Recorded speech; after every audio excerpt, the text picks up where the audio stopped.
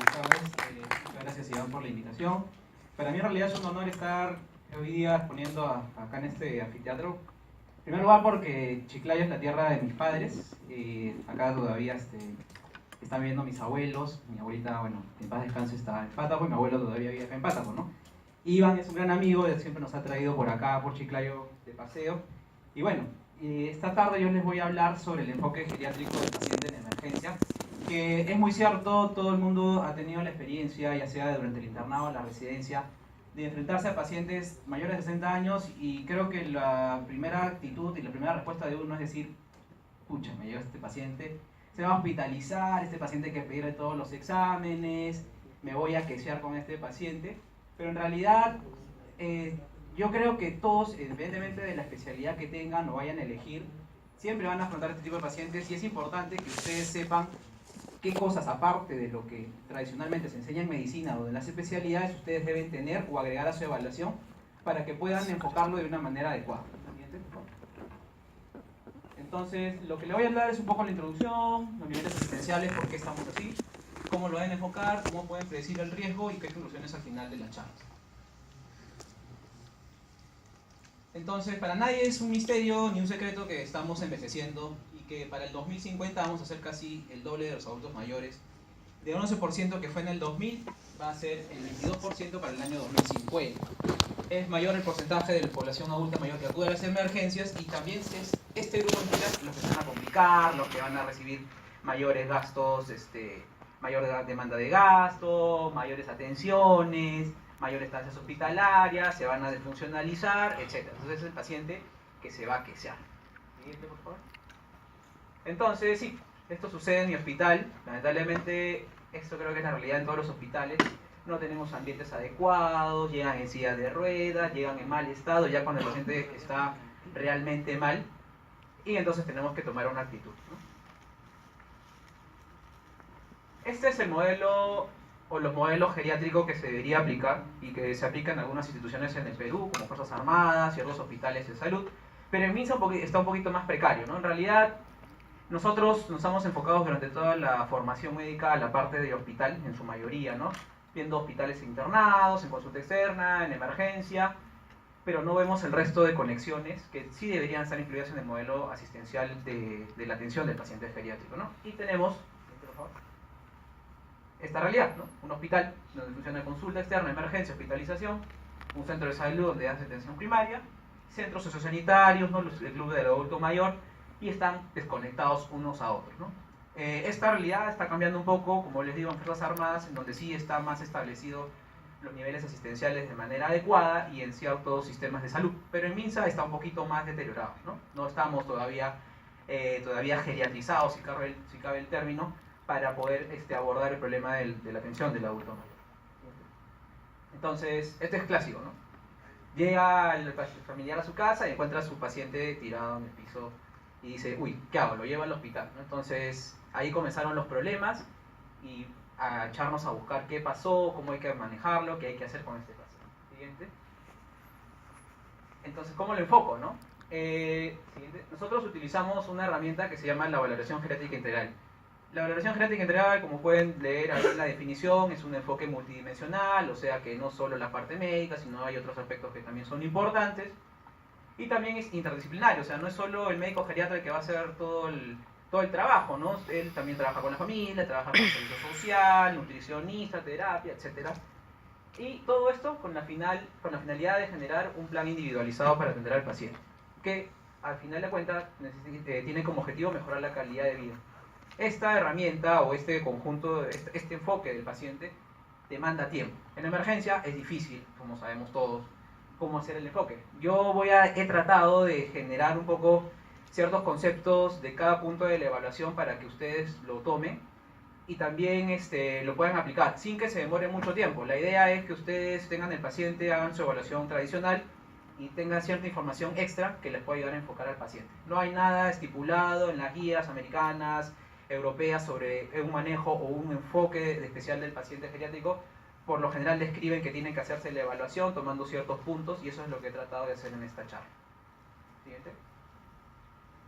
Entonces, Estas son las 4 esferas que evalúa la valoración geriátrica integral. La biomédica, que es la que todos conocemos, funciones vitales, historia clínica, antecedentes, examen físico, eso lo hacemos todos y eso sale un aprendizaje constante en toda nuestra práctica, ¿no? Pero son otras esferas, ¿no? El paciente no es solo la parte física, sino también es parte mental, la parte social y la parte funcional, como vamos a ver posteriormente cada una. Y también los síndromes geriátricos, ¿no? Que seguramente ustedes han escuchado y vamos a tratar de definirlos posteriormente, ¿no? Entonces comenzamos con la parte biomédica, ¿no? Llega tu paciente hemodinámicamente estable y comenzaron los problemas. ¿Quién me va a dar los datos de la historia clínica, ¿no? Entonces siempre recomiendan tomar los datos de ambas personas, ¿no? Tanto del paciente como del familiar. Ahora, no cualquier familiar, ojo, tiene que ser el familiar que sepa más, que lo esté cuidando, e incluso no va a ser familiar, de pronto puede ser una persona que esté a cargo del cuidado de esta persona adulta mayor, la que te va a brindar mayores datos y es la que te va a decir cómo pasó todo, ¿no? En qué momento dejó de ser la persona que ella suele ser usualmente y comenzaron los problemas por los cuales está viniendo a la sala de emergencias o de urgencias, ¿no? Recordar que la presentación de los síntomas son atípicos. Muchas veces los pacientes pueden llegar por un trastorno del sensorio y ahí hay que buscar todas las causas posibles de acuerdo a la evaluación física. Puede ser algo, desde algo vascular, si fue una historia brusca, puede ser algo infeccioso, no van a ser siempre los pacientes fiebre, entonces tienen que recordarlo, o puede ser un cuadro de una alteración hidroelectrolítica, etc. Entonces, nuestra evaluación biomédica nos va a arrojar hacia qué campo estamos yendo con el paciente. La presentación es atípica, muchas veces tenemos pacientes que vienen con dolor abdominal, que terminan siendo neumonías basales o terminan siendo infartos de cara inferior. Entonces siempre hay que tener cierto grado de suspicacia, cierto grado de sutileza para poder definir ante qué situación clínica estamos. También es importante las comorbilidades, ¿no? El paciente de pronto puede tener muchas comorbilidades, factores de riesgo cardiovascular y tener manifestaciones sutiles de un ACV. Entonces siempre es importante eso. Así de las comorbilidades, la polifarmacia, ¿no? Viene tomando paciente diabético hipotiroideo con ICC que toma como 5 a 6 fármacos. Eso es importante porque muchas veces la manifestación del paciente en la emergencia es la presentación de los efectos adversos de estos fármacos, ¿no? De la interacción entre ellos. Por eso siempre es importante preguntar qué fármaco está tomando, cuánto está tomando y cómo los está tomando. El estado nutricional en esta parte médica también es importante, ¿no? Es diferente tratar a un paciente o darle un tema pronóstico al paciente desnutrido que a otro que esté en buen estado nutricional, ¿no? Entonces, hasta este punto yo creo que es más o menos el enfoque habitual que todos hacemos del paciente, en cualquier paciente, incluso los pacientes jóvenes, pediátricos, y que es el que todos mínimamente deberíamos llegar, ¿no? Con ciertas dificultades por la presentación atípica de los síntomas y por de quién vamos a sacar la información, ¿no? Entonces, hasta ahí tenemos el paciente.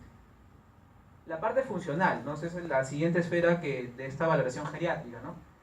Que es la capacidad que la persona tiene por valerse por sí misma para hacer sus actividades, ¿no? Dicho en otras palabras, esa paciente, ¿cómo puede subsistir un día normal? Y esta es la idea. La funcionalidad mide el grado de independencia del paciente.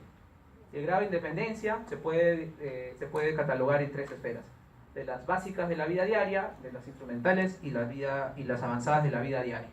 Ahora, más que saber cómo evaluar o cómo surgieron cada una de estas, me interesa que ustedes se lleven el concepto de cada uno. En la valoración de las actividades básicas, ¿puede subsistir este paciente? O sea, ¿puede subsistir solo el paciente o no? Ese es el concepto que ustedes se deben llevar a la hora de aplicar todas las escalas que evalúan esa parte. El siguiente, en los instrumentales, ¿puede vivir solo el paciente? O sea, ¿necesita de alguien para que lo asista o no necesita alguien para que lo asista? Y las actividades avanzadas, bueno, que sí puede interactuar con su comunidad, que es el paciente de 80 años que está paseando por alrededor del mundo, ¿no? En emergencia nos interesa evaluar la parte inicial de las actividades básicas de la vida diaria. Y para esto tenemos 2 escalas que son sencillas de utilizar. Siguiente, por favor. Bueno, antes de esto es con el fin de que evaluamos la parte de la funcionalidad, ¿no? Nos va a servir mucho para planificar nuestra necesidad de cuidados. Es diferente darle un tratamiento a un paciente que ya está postrado a un paciente que es independiente, que hace todas sus actividades solo, porque va a tener mejor pronóstico, como podemos ver ahí. Es también importante para tomar decisiones clínicas acerca del cuidado. Le vamos a tener que dejar profilaxis TEP de pronto, vamos a tener que tener un personal que le haga los cambios de posición un poquito más frecuentes, etcétera, evitar las úlceras de presión. Evaluar la severidad de la enfermedad también, ¿no? Es un paciente que de pronto era funcional y tiene una neumonía y tú lo ves en la emergencia que está inconsciente, que no se puede parar, se ha desfuncionalizado. Eso también nos ayuda a evaluar esta parte de la valoración geriátrica, ¿no? ¿Qué tanto impactó la enfermedad en este paciente? Incluso también algunas nos permite identificar enfermedades que se presentan de manera atípica, ¿no? O sutiles. En este caso especial de las demencias, ¿no? Paciente, tú lo llegas a ver en la emergencia, de pronto por una neumonía aspirativa, un paciente que está postrado y le preguntas al familiar, ¿y desde cuándo se postró o desde cuándo ya no lo asisten para hacer sus actividades? Y muchas veces le atribuyen al tema de la vejez, del ageísmo, a que el paciente haya llegado a esa condición de postración, ¿no? Pero de pronto tiene un paciente con una deficiencia de vitamina B12, un hipotiroidismo que está subyacente o tiene un stroke que nadie lo ha detectado. Entonces, evaluar la funcionalidad también te da esa información y te puede dar a investigar más cosas del paciente, ¿no? Siguiente. Esa es la escala de CATS, que es una escala que incluye 6 puntos, desde lavarse hasta alimentarse, y se evalúa, bueno, dando cada una respuesta sí o no, si puede ir haciéndola. Desde lavarse, en ese orden se van perdiendo las partes de, bueno, las funciones de cada persona, ¿no? Lavarse, vestirse, ir al retrete, movilizarse, quiere decir levantarse de su cama, en la parte de la continencia y alimentarse, ¿no? Entonces, yo creo que preguntarle a la persona o al cuidador si puede levantarse, bañarse, no te va a tomar ni más de un minuto. Entonces, invirtiendo un minuto extra de la evaluación convencional, creo que ya nos puede dar muchas luces ante qué paciente estamos, ¿no?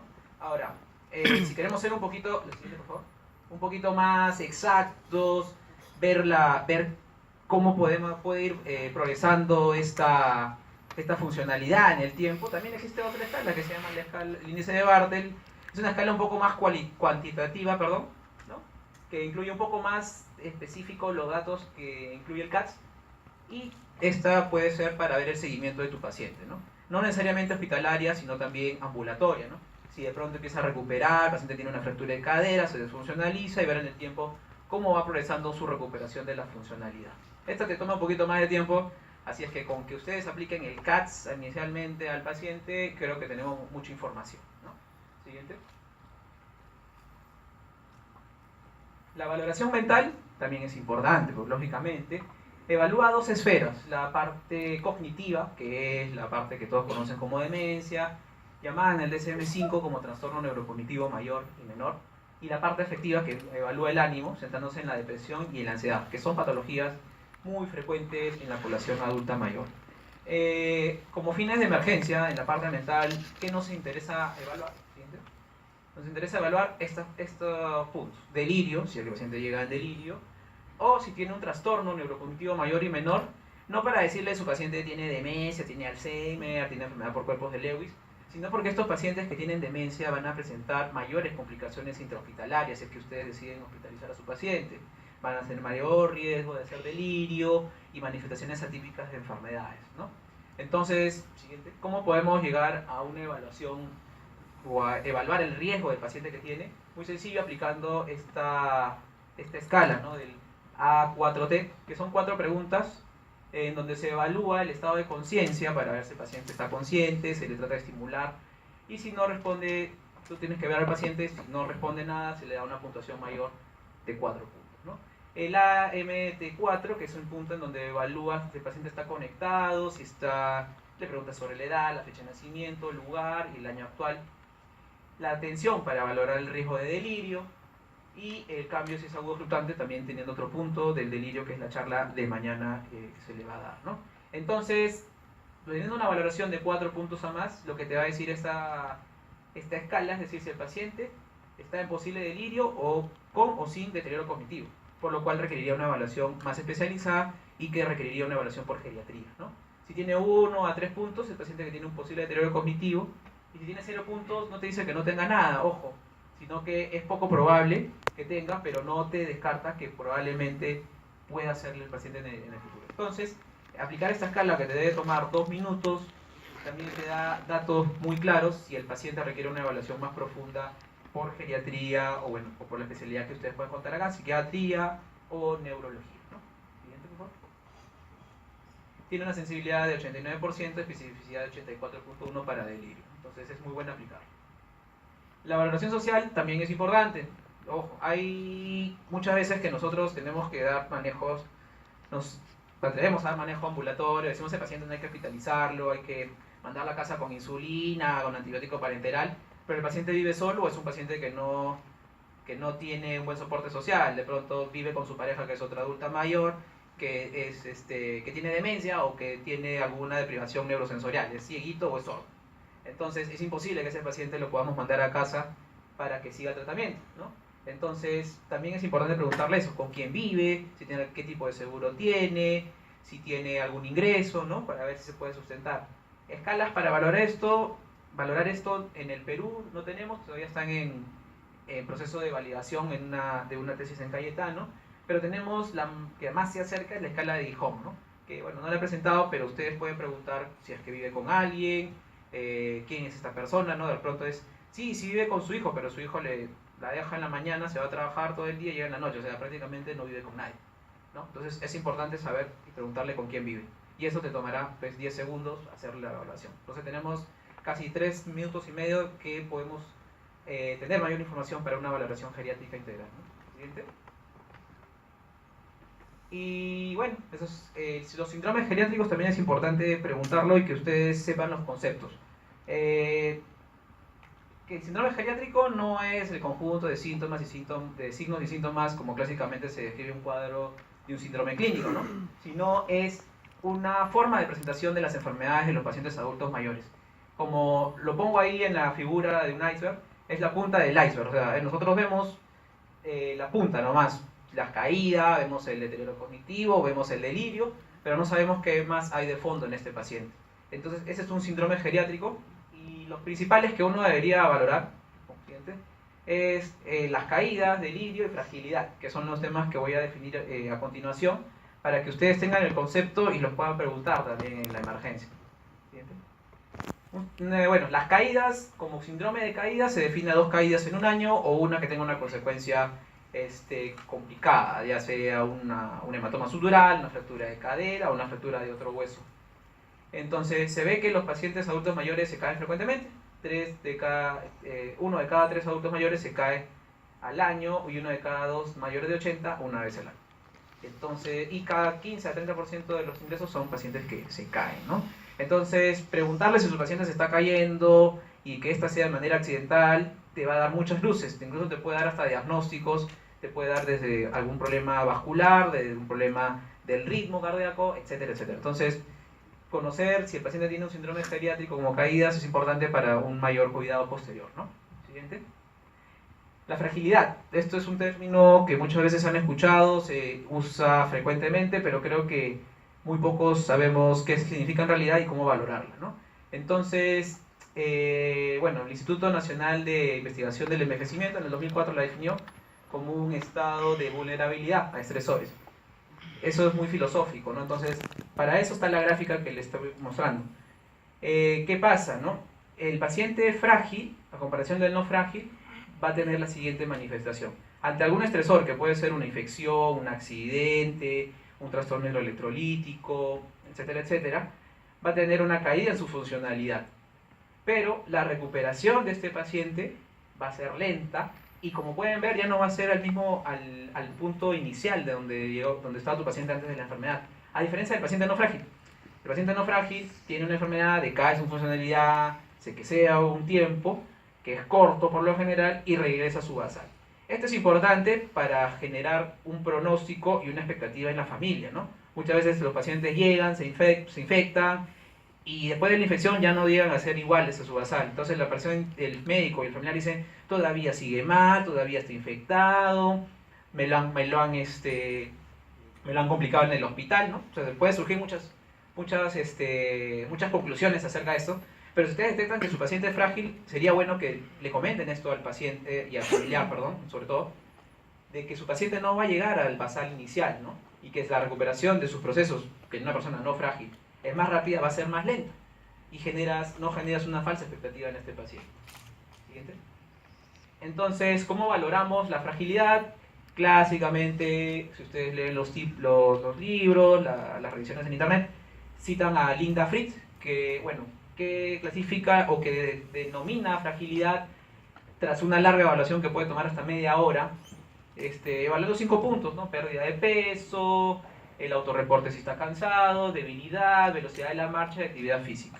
Esto en realidad se puede aplicar en un paciente que llega a consultorio. Pero en un paciente que llega a emergencia, ¿cómo podríamos sacar estos mismos datos? Se ha tomado esta encuesta que, de sus siglas FRY. Son las mismas preguntas, los mismos 5 puntos que usó Linda Fritz, pero son como respuestas, como cuestionarios, sí o no. Si usted está cansado, es incapaz de subir un piso en la escalera, es incapaz de caminar una manzana, tiene más de 5 enfermedades o ha perdido más de 5% de su peso. Y le da las puntuaciones igual. Lógicamente, esto no te dice que tu paciente es frágil y que ya el paciente necesita un manejo. Esto te da una sospecha y te da una aproximación de que tu paciente pueda presentar fragilidad. Lógicamente, te acerca y esta escala sí ha sido validada en la comunidad, ha sido validada en México, no tenemos una validación todavía acá en nuestro medio, pero sí se puede usar, incluso también podría surgir una idea de investigación para que ustedes puedan realizar y ver si esta escala se aplica a nuestra realidad o no se puede aplicar a nuestra realidad en la emergencia, ¿no? Siguiente. Entonces, en resumen, tenemos cómo podemos enfocar a nuestro paciente cuando llega a la emergencia. Tenemos estas 4 esferas, la parte biomédica, que ya todos la conocemos, la hacemos muy bien, pero los otros datos de la evaluación, la parte funcional es importante, ver si el paciente es dependiente o independiente, qué tanto impacto ha tenido la enfermedad en este paciente, la parte mental, si tiene, perdón, ahí está mal, social y mental se ha puesto al revés.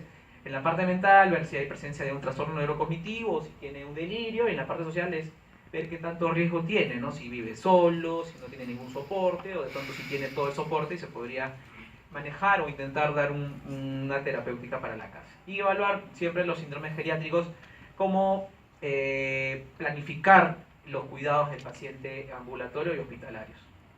Siguiente. ¿Cómo predecimos los riesgos? Nos llega un paciente aparentemente sano, 80 años, hipertenso, que toma su losartán y está tranquilo. Entonces todo el mundo diría, bueno, ese paciente hay que darle de alta, no se va a complicar, etcétera, etcétera, ¿no?